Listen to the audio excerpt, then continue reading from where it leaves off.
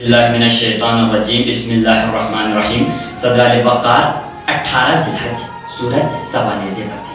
مقام غدیر پر حجاج کرام کا جمع غفیر موجود ہے کہ ایسے میں حکم رسول سے یہ اعلان کیا جاتا ہے کہ تمام آگے جانے والوں کو واپس پیچھے بلا لیا جائے۔ پیچھے رہ جانے والوں کا ٹھہر کر انتظار کیا جاتا ہے۔ دائیں بائیں والوں کو یکجا کیا جاتا ہے کہ ایسے میں سوالات کا مجموعہ پالان شدر کا ممبر تیار ہے۔ ممبر پر رسول خدا جلوہ افروز ہے کہ ایسے میں سوالات کا ابتحام محض استجاب ہے کہ آج کیسا اعلان ہونے والا ہے کہ ناگہان دست رسالت پر علی ابن ابی طالب بلند ہوتے ہیں۔ لوائے محمدی سے نکلتا ہے من کنت مولا ہو فہذا علی مولا، یعنی جس کا میں مولا ہوں اس کا یہ علی مولا ہے۔ صدر البقار سے کہنا پڑتا ہے مجھ کو در حکمت کی شناسائی ملی ہے، جو ناز رسالت ہے وہی ذات علی ہے۔ صدر مقام کہ جب خیبر کے میدان میں 39ویں روز گزرنے کے بعد جب 40ویں روز کا سورج نمودار ہوتا ہے تو علی ابن ابی طالب فاتح خیبر کہلاتے ہیں کہ جب احد کے میدان میں نبی نے علی کو لا فتح الا علی لا سیف الا ذوالفقار کا خطاب دیا